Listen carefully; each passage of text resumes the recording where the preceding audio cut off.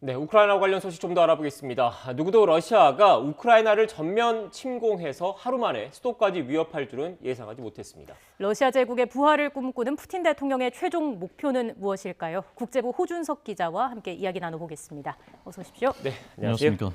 네, 호 기자, 상황이 생각보다 빠르고 심각하게 전개되고 있는 것 같습니다. 그렇습니다. 푸틴 대통령이 이 우크라이나에 대한 군사작전을 하겠다라고 선포한 게 26시간 전입니다. 네. 그때까지만 해도 아마 러시아를 빼고는 누구도 우크라이나 영토를 전면 침공할 것이다라고 예상한 사람은 아마 없었을 것입니다. 예. 미국의 정보당국 어땠는지 모르겠지만 사실은 어제 저녁까지도 여러 시나리오 중에 러시아가 우크라이나 영토에 전면적으로 다 해서 전면 점령할 것이다. 네. 라고 예상한 사람은 거의 없었습니다. 가능성이 매우 낮은 시나리오라고 생각했습니다. 저도 그렇게 말했습니다. 그러나 다 틀렸습니다. 이 최악의 시나리오들이 현실화되고 있습니다. 지금 이 화면을 보면 키예프가 이제 우크라이나 북부의 수도입니다. 여기가. 네. 여기서 벨라루스 국경, 벨라루스는 러시아군이 진주해 있는 데니까 사실상 러시아 국경과 마찬가지인데요. 거리가 90km입니다. 90km. 차로 가도 찻길로 이렇게 가도 내비게이션으로 1시간 50분 정도 걸리는 거리더라고요. 그 위가 체르노빌이지 않습니까? 네, 저희가 네. 1983년에 원전 폭발 사고가 있었던 곳이고 지금도 민간인들 갈 수 없게 통제되어 있는 곳인데 저곳은 이미 장악했고 키예프 북부 외곽까지 러시아 공수부대 특수부대가 진입해 있다. 그래서 유럽의 정보당국의 한 관리는 몇 시간 안에 압도적인 병력이 키예프에 들어갈 것이라고 확신한다라는 말을 했습니다. 그 밖에도 이제 하르키우가 나오는데 저희가 이제 제2의 대도시입니다. 네. 그다음에 이제 리비우, 저 폴란드 쪽으로 완전히 치우쳐 있는데 저것도 서방 대사관들이 피난 가 있는 곳이거든요. 예. 그러니까 대도시들 중심으로 밀고 들어가고 있는 겁니다. 이것은 전역을 다 점령하겠다라는 것으로 해석할 수가 있는 것이죠. 그리고 저 돈바스 바로 밑에 이제 크림반도를 잇는 남부 해안 쪽이 중요한 데입니다. 네. 왜냐하면 러시아는 크림반도는 점령해 놨는데 저곳을 우크라이나가 막으면은 물 공급도 안 되고 물 공급이 안 되기 때문에 굉장히 눈에 가시 같은 곳이었는데 저곳에 진주를 해서 그동안 막혀 있었던 운하를 다시 봉쇄했던 걸 풀었다라는 보도가 나왔습니다. 네. 그러니까 그동안 하고 싶었던 걸 지금 이제 다 하고 있는 셈입니다.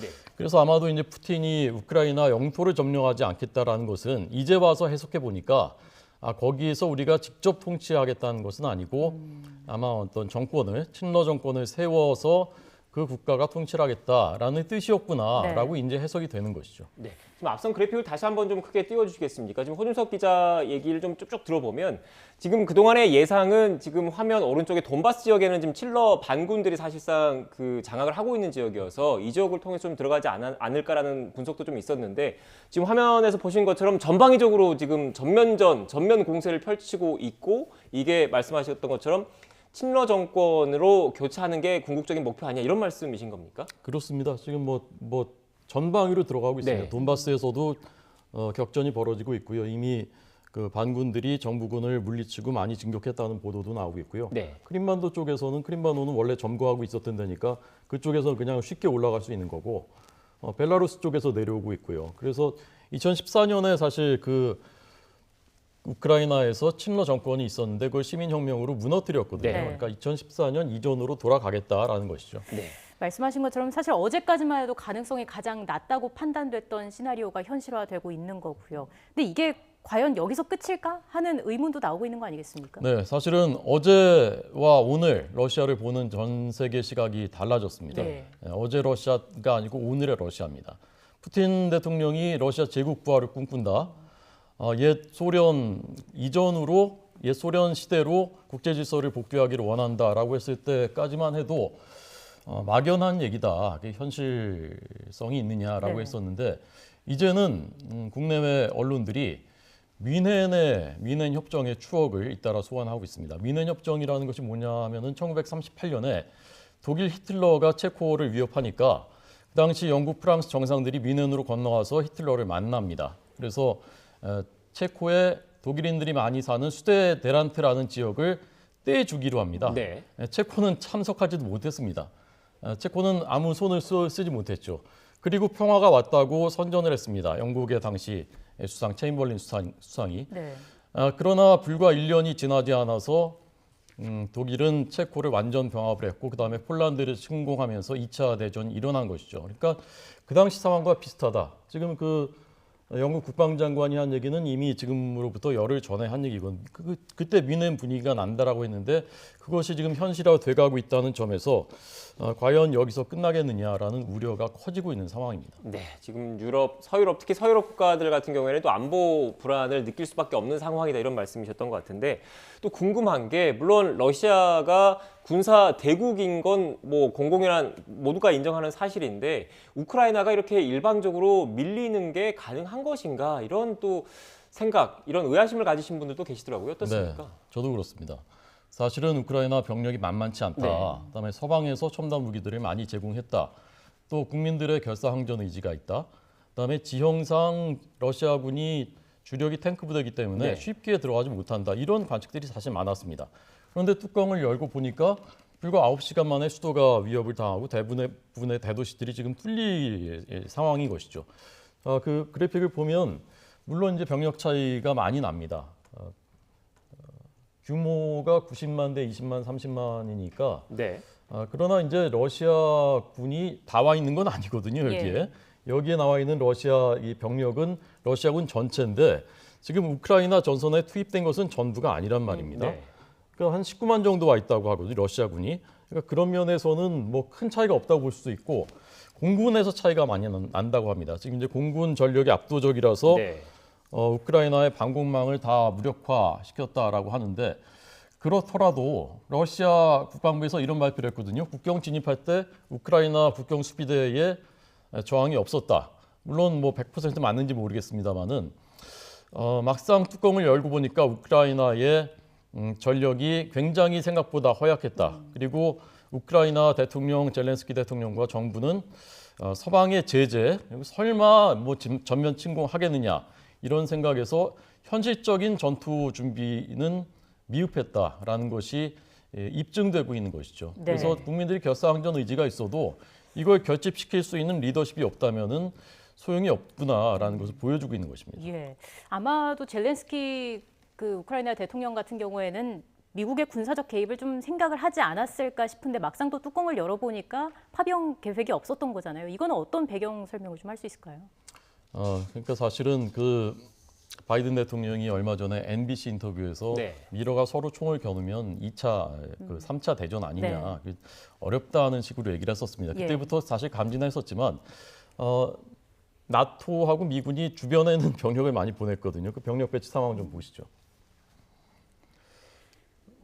네, 관련된 그래픽이 있는 것 같은데 병력 배치 예. 상황이요. 그러니까 이제 우크라이나는 나토 회원국이 아니거든요. 그러니까 거기까지 직접 넣지 못하고 독일, 폴란드, 그다음에 루마니아, 불가리아, 그다음에 위쪽에 있는 발트 3국 이쪽에 이제 병력을 배치했단 말입니다. 그렇지만 이게 뭐 무용지물이라는 게 밝혀진 거죠. 예. 여기 뭐 직접 들어가지 않으면 옆에 세워놨었던 것은 전쟁이 일어났을 때는 아무런 억지력이 되지 못한다. 이걸 무시하고 들어가니까 들어가지 못하는 거죠. 미국과 나토 입장에서는 여기서 전쟁까지 치르는 것은 너무나 부담이다. 그리고 미국 국민들의 여론도 적극적인 개입을 원치 않는다. 네. 그래서 결국 결과는 이렇게 되고 만 것입니다. 네, 지금 지도에서 보신 것처럼 전장은 우크라이나 영토 내에서 벌어지고 있는데 앞선 그래픽을 보시면 뭐 미군을 비롯해서 나토군은 그 주변에 다 둘러싸고 있는 상황인 거잖아요. 그래서 일단 직접적인 군사 개입은 서방이 안 되는 상황인 거고 경제 제재를 지금 서방 측에서는 지금 추진을 하고 있는 것 같습니다. 그런데 또 일각에서는 그 크림반도 병합 이후에 러시아에 대해서 제재가 많이 있었기 때문에 러시아가 관련해서 좀 대비책을 세워두고 있어서 효과가 얼마나 있을까 이런 우려를 하는 분들도 계시더라고요. 어떻습니까? 네. 그 8년 전 크림반도 때하고 지금 상황이 똑같거든요. 네. 마치 이제 똑같은 영화를 다시 보는 것 같은 느낌이 들 정도인데 지금 어쨌건 서방의 분위기는 저지는 못했지만 무력 침공 저지는 못했지만 응징이라도 해야 그 다음 발로 또 나아가는 건 막을 네. 수 있다라는 네. 겁니다. 그래서 이제 실제로 이제 실행에 옮겨질 카드들이 크게 보면 세 가지라고 할 수가 있는데 첫 번째는 이 금융기관들, 러시아 금융기관들 좀 보여주시죠. 금융기관들이 하루에 외환 거래가 우리 돈으로 하면 55조 원 정도라고 네. 합니다. 그 중에 80%가 달러화로 한다고 합니다. 이걸 이제 막겠다는 거죠. 대부분 미국 금융기관 통해서 하고 있으니까 막을 수 있는 거죠. 이렇게 되면 돈이 돌지가 않겠죠. 러시아 네, 경제 제재 저 관련된 아니고요. 죄송합니다. 경제 여기 제재 다음 관련 겁니다. 그래픽. 네. 러시아에 돈이 돌지 않으면 경제가 마비될 네. 수 있다는 그걸 이제 노리는 것이죠. 자, 두 번째는 스마트폰, 그다음에 자동차 부품, 항공기 이런 첨단 산업들의 부품 수출을 많이 합니다. 네. 서방에서 러시아가 그걸 가지고서 이제 만드는 건데 그거를 못하도록 수출 통제를 하겠다는 거죠. 백악관 관계자가 이런 것은 전례 없었던 일이다. 그래서 러시아 산업에 중대한 타격을 입힐 수 있을 것이다. 라고 말을 했었습니다. 예. 세 번째 크게 보면 러시아 지도부 자산을 동결하고 거래를 차단하는 조치가 취해질 것 같습니다. 러시아는 대체로 정권, 그다음에 이제 군부 고위 지휘관들, 그다음에 국영기업들 이게 카르텔을 이루고 있습니다. 그러니까 내게 네 거고 뭐 이제 이런 식인 거죠. 네. 그러니까 여기에 제재하면 푸틴 정권이 푸틴 본인도 굉장히 타격을 볼 것이다. 영국 외무부 관계자가 이런 말 했는데요. 네. 영국도 이제 제재를 할 거니까 런던의 고급 백화점에서 쇼핑을 하고 제일 좋은 호텔에서 묵고 아이들은 제일 좋은 사립학교에 보내던 러시아 재벌들의 생활이 모두 중단될 것이다. 이런 이제 기대를 하고 있는 것이죠. 네. 그러나 아까 이제 강진원 앵커 말씀하신 대로 2014년에도 사실 제재가 많이 들어갔고 네. 그때도 국가부도 위기라는 얘기가 나올 정도로 러시아가 고통을 받았던 건 맞습니다. 그러나 결정적인 타격은 주지 못했습니다. 러시아가 망하거나 하지 않았단 말입니다. 그래서 그 당시 총리였던 메드베데프가 러시아 총리, 지금은 이제 국가 2인자인데요. 며칠 전에 이렇게 말했습니다. 우리는 제재를 두려워하지 않는다. 그리고 경험상, 그 경험이 2014년입니다. 경험상 서방은 조만간 우리에게 대화 테이블에 복귀해달라고 요청해 올 것이다. 예. 러시아의 속내를 말해주는 대목입니다. 네. 호준석 기자, 일단 이 관련된 사안에 대해서 시청자 여러분들이 관심이 좀 많으셔서 추가로 좀 질문을 좀 드리겠습니다. 일단 말씀하셨던 것처럼 러시아가 그 서방의 경제 제재는 충분히 예측을 하고 있고 대비책을 마련을 했고 또 견디는 걸 좀 감수를 하고 지금 침공을 한 거지 않습니까? 그 그렇습니다. 배경 가운데 하나가 뭐 러시아 같은 경우에는 원유라든지 천연가스라든지 주요 원료 천연 자원의 생산국이잖아요. 그런데 경제 제재를 통해서 러시아의 이런 원유 생산이라든지 천연가스 수출이 막힐 경우에 결국은 서방 국가들, 미국을 비롯해서 유럽도 타격을 입을 수밖에 없어서 이 경제 제재를 길게 끌고 가지는 못할 것이다.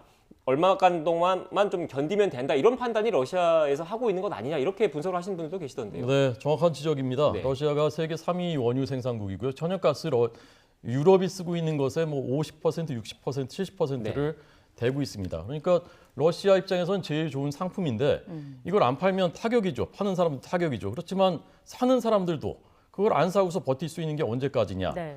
그래서 러시아하고 독일까지 가는 그 가스관이 노르트 스트림인데 노르트 스트림 2가 새로 만들어졌습니다. 그러니까 독일 입장에서는 더 낮은 비용에 사올 수 있는 거고 러시아도 우크라이나 눈치 안 보고 직통하는 가스관이거든요. 근데 이걸 막겠다고 했습니다. 네. 지금 승인만 남겨놓고 있는데 타격이죠.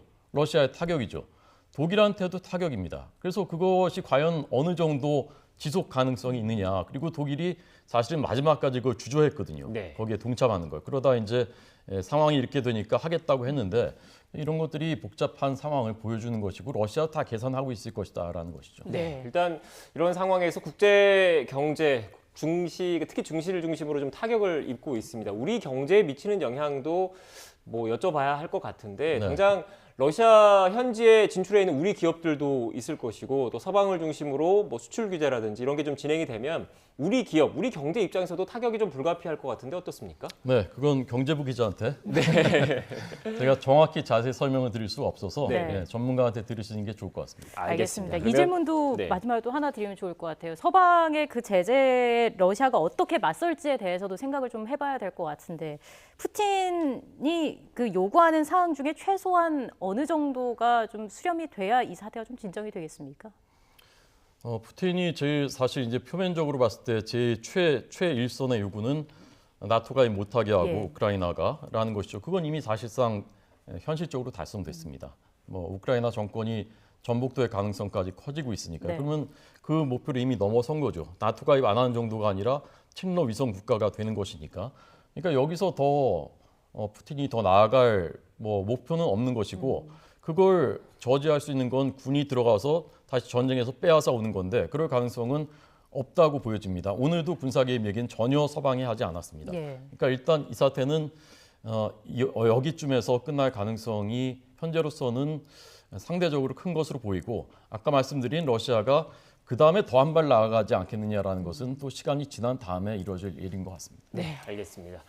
러시아와 우크라이나와 러시아 사이의 정세가 지금 긴박하게 돌아가고 있는데요. 관련된 경과는 추후에 또 지켜봐야 할 것 같습니다. 지금까지 국제부 호준석 기자와 함께 관련된 이야기 짚어봤습니다. 오늘 말씀 고맙습니다. 고맙습니다.